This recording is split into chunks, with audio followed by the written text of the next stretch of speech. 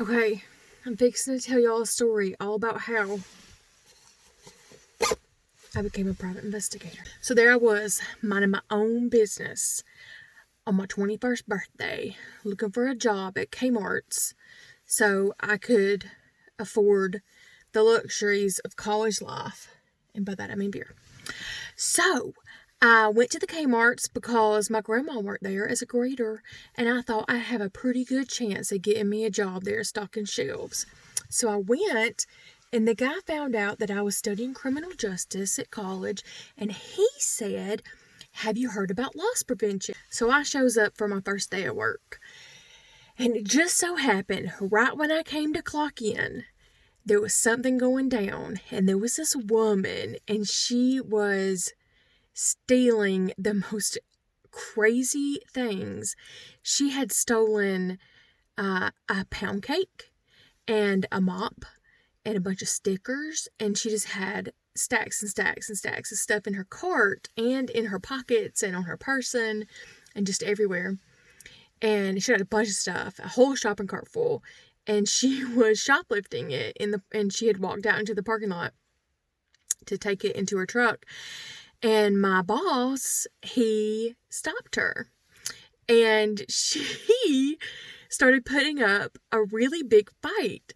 And so they say to me, 21-year-old Courtney had just clocked in for her very first shift, "Courtney, go help." So here I go running down the aisle at Super Kmart's to get outside to help my boss apprehend this woman.